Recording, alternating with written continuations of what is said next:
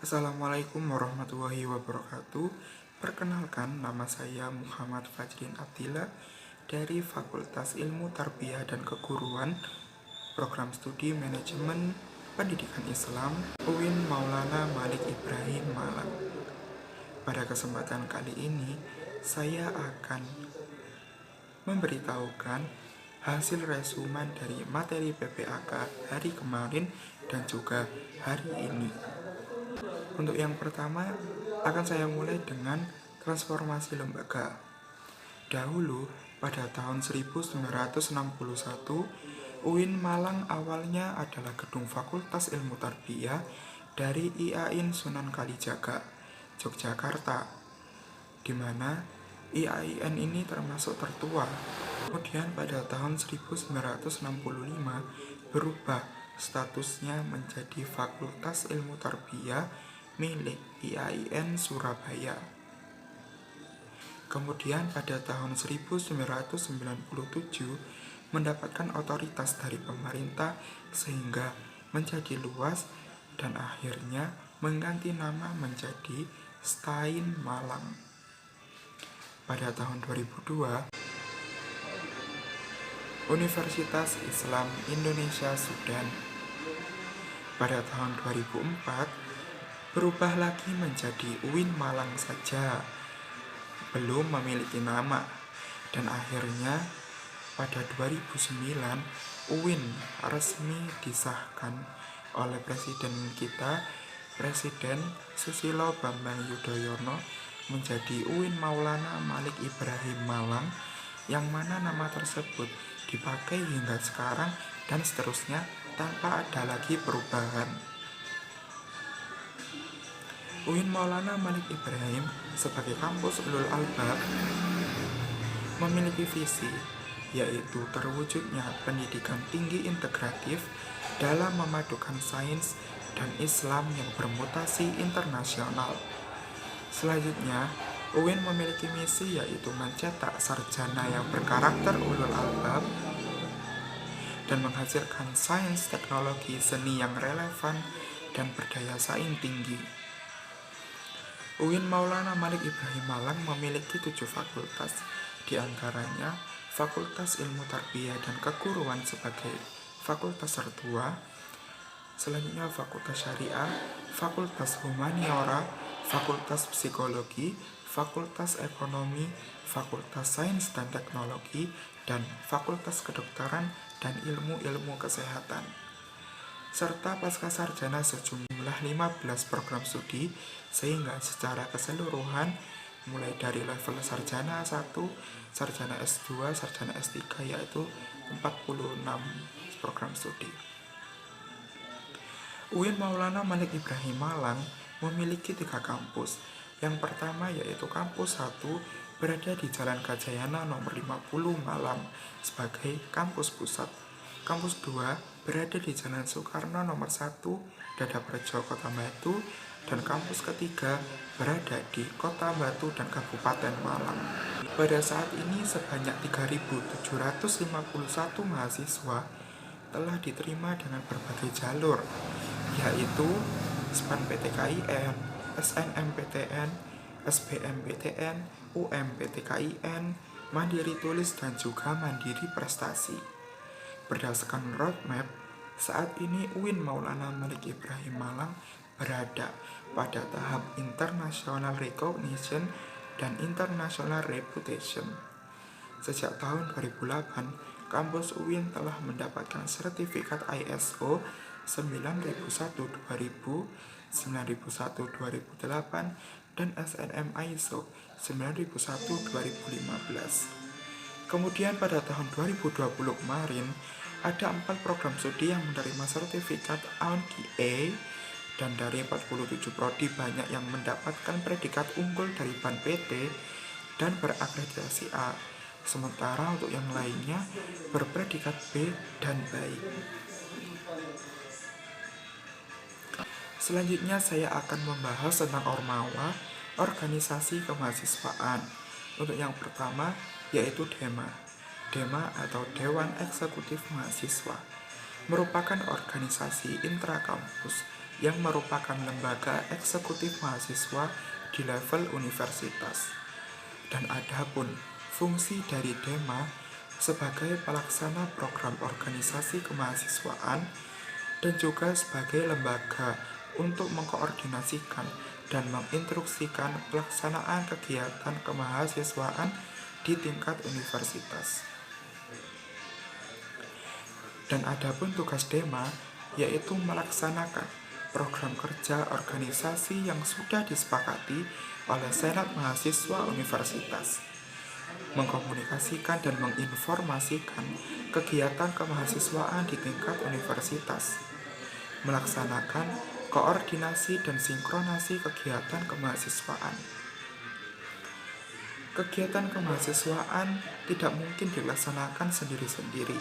Harus ada beberapa kementerian yang kemudian menjabarkan, menerjemahkan keinginan-keinginan dari Dewan Eksekutif Mahasiswa agar semua yang dimaksudkan sebagai upaya pengembangan soft skill dari mahasiswa UIN Maulana Malik Ibrahim Malang dapat tercapai. Bentuknya organisasi Senat Mahasiswa atau SEMA. Senat Mahasiswa adalah organisasi mahasiswa di UIN Malang yang berperan sebagai lembaga legislatif yang mengoordinasikan DEMA, UKM, dan HMJ. Untuk visinya, terwujudnya Senat Mahasiswa Universitas sebagai lembaga legislatif, transformatif, kolaboratif, progresif, berdasarkan asas kebersamaan dari keluarga serta menjunjung tinggi profesionalitas. Fungsi advokasi, ada kendala, ini untuk menyampaikan kendala-kendala, legislasi, pengawasan, dan penganggaran. Tugas dari SEMA adalah mengawasi dan mengontrol DEMA universitas, memberikan persetujuan setiap kegiatan yang akan dilaksanakan oleh DEMA universitas, memberikan pengesahan setiap laporan pertanggungjawaban setelah selesai agenda tersebut. Selanjutnya, memfasilitasi aspirasi mahasiswa kepada pihak-pihak yang bersangkutan. Selanjutnya, wewenang dari Senat Mahasiswa. Yang pertama, membentuk undang-undang yang dibahas dengan Presiden Mahasiswa untuk mendapatkan persetujuan bersama. Yang kedua, yaitu menampung dan mempertimbangkan segala aspirasi mahasiswa. Yang ketiga, memberikan mandat untuk melaksanakan pemilah. Yang keempat, mengawasi pelaksanaan hasil-hasil sidang SEMA Universitas.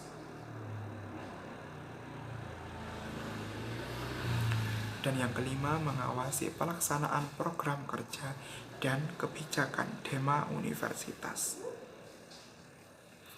Yang keenam, yaitu turut andil dalam mengkaji permasalahan yang timbul di dalam negara dan tingkat universitas. Yang ketujuh, menerima dan membahas usulan yang berkaitan dengan bidang tertentu dan mengikutsertakan dalam pembahasan. Yang terakhir, yang ke-8, yaitu memberikan peringatan atau memorandum kepada DEMA Universitas. Komisi Senat Mahasiswa yaitu Ketua Umum, Sekretaris Jenderal, Bendahara, Ketua Komisi, anggota komisi, dan staf ahli. Terdiri dari 4 komisi, yaitu Komisi A, Komisi Advokasi dan Hukum, Komisi B, Komisi Organisasi dan Kemahasiswaan, Komisi C, Administrasi dan Keuangan, dan Komisi D, Informasi dan Komunikasi. Selanjutnya saya akan menjelaskan beberapa UKM atau unit kegiatan mahasiswa. Di sini saya tidak akan menjelaskan semuanya, hanya beberapa besar saja. Yang pertama yaitu UKM KRS. Mungkin pada waktu SMP, SMA, kalian lebih mengenal dengan nama PMR. Nah, sedangkan di bangku perkuliahan dikenal sebagai KSR atau Korps Sukarela Palang Merah Indonesia yang berada di bawah naungan Palang Merah Indonesia. Sejarahnya, KSR PMI di UIN Malang ini mulai dirintis sejak tahun 1990 oleh Bapak Zainal Abidin dan juga Bapak Mustafa, yang mana pada saat itu berada di jajaran SMA, diminta untuk mengisi materi P3K di UKM Pramuka. Sejak saat itu, beliau-beliau ini berinisiatif membentuk KSR PMI. Selanjutnya, UKM Unior. UKM Unior merupakan salah satu unit kegiatan mahasiswa di UIN Malang yang mewadahi juga memfasilitasi bakat dan minat mahasiswa dalam bidang olahraga. Dalam UKM ini, semua orang pasti butuh olahraga dan juga pasti banyak orang yang menyenangi ataupun hobi terhadap olahraga. Jadi, perlu digarisbawahi di UIN Malang memfasilitasi bakat dan minat mahasiswa dalam bidang olahraga. Tidak hanya memfasilitasi, tapi kami juga istilahnya sekiranya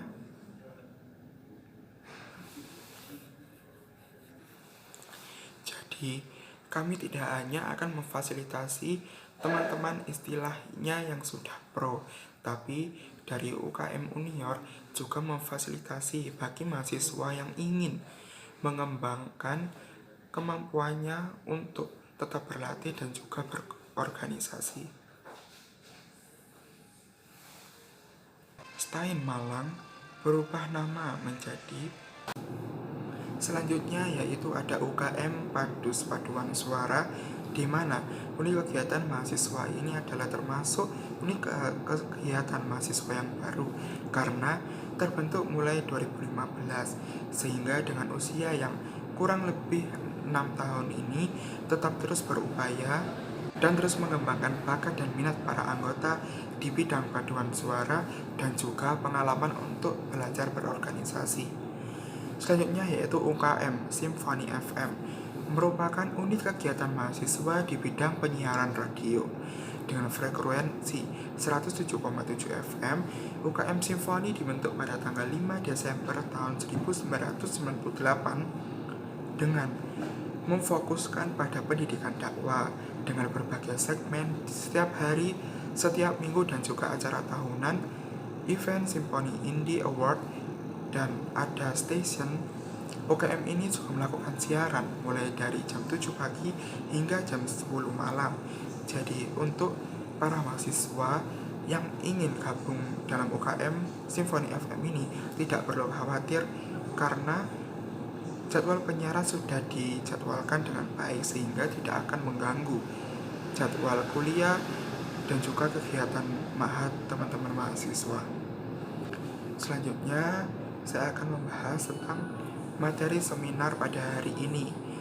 Materi pertama yaitu sebaran kasus COVID-19. Jumlah kasus di dunia yaitu total kasus sebanyak 216 juta dengan total meninggal dunia sebanyak 4,49 juta. Jumlah kasus di Indonesia terkonfirmasi 4.066.404 dengan kasus aktif 227.182, meninggal dunia 131.372 dengan sembuh dengan total sembuh 3.707.850. Dampak COVID-19 yang pertama pada sektor ekonomi, melemahnya daya beli, PPKM darurat hingga PPKM level 4 sepanjang bulan Juli lalu membuat daya beli masyarakat sedikit melemah. Imbasnya, sepanjang bulan lalu terjadi inflasi tipis sebesar 0,08%. Yang selanjutnya yaitu hilangnya pekerjaan.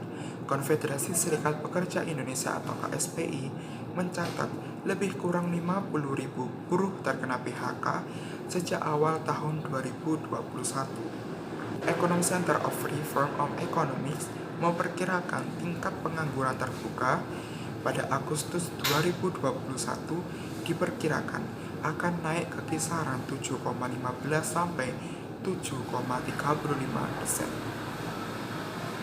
Selanjutnya, tingkat pengangguran terbuka di Agustus 2021 akan lebih tinggi dibandingkan tingkat pengangguran pada Agustus 2020 yaitu sebagai 7,0,7%. Selanjutnya berpengaruh juga pada sektor pendidikan. Yang pertama, putus sekolah. Anak harus bekerja. Resiko putus sekolah dikarenakan anak terpaksa bekerja untuk membantu keuangan keluarga di tengah krisis pandemi COVID-19. Selanjutnya adalah persepsi orang tua. Banyak orang tua yang tidak bisa melihat peranan sekolah dalam proses belajar mengajar apabila proses pembelajaran tidak dilakukan secara tatap muka. Selanjutnya yaitu kekerasan pada anak dan risiko eksternal. Kekerasan yang tidak terdeteksi. Banyak anak yang terjebak di kekerasan rumah yang tidak terdeteksi oleh guru. Risiko eksternal. Peningkatan risiko pernikahan dini, eksploitasi anak, kehamilan remaja, dan lain-lain. Penurunan capaian belajar, kesenjangan capaian belajar. Perbedaan akses dan kualitas PJJ menyebabkan kesenjangan terutama pada anak dari sosial ekonomi yang berbeda. Selanjutnya yaitu learning loss. Studi menemukan pembelajaran di kelas menghasilkan pencapaian akademik yang lebih baik daripada PJJ. Selanjutnya yaitu kebijakan di sektor pendidikan. Ada bantuan kuota data internet, bantuan subsidi upah, bantuan UKT, rumah sakit pendidikan, dukungan kepada relawan mahasiswa dan dosen. Solusinya yaitu dengan kolaborasi heksahelik.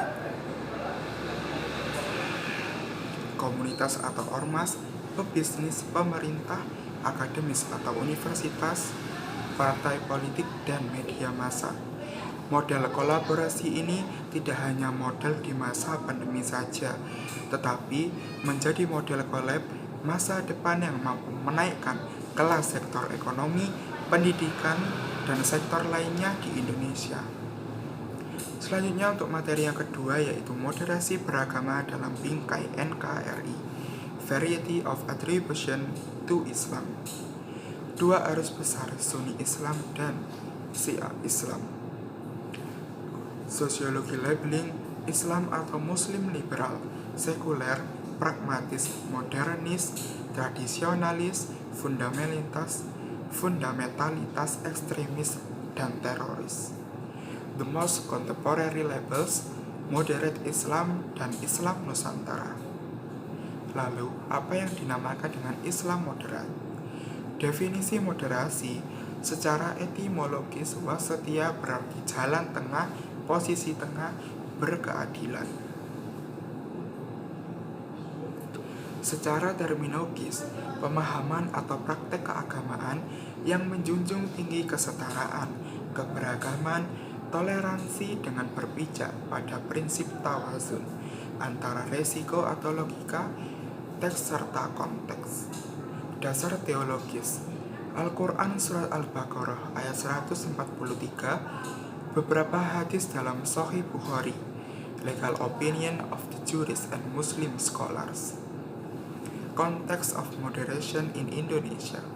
Kenapa moderasi relevan dan urgent di Indonesia?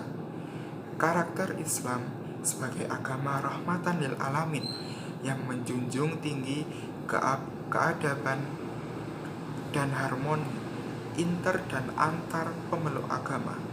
Historitas Islam di Indonesia, karakter masyarakat Indonesia yang lekat dengan kesantunan, ideologi bangsa Pancasila, dan moto Bhinneka Tunggal Ika. Isu-isu politik yang terkait dengan Timur Tengah dan politik global, baik secara langsung ataupun tidak langsung, dapat mempengaruhi pemahaman dan sikap keberagaman masyarakat Indonesia serta mengganggu agenda moderasi Islam seperti konflik Palestina dengan Israel, aliansi politik Arab dengan Amerika, oil, political despotism and hypocrisy.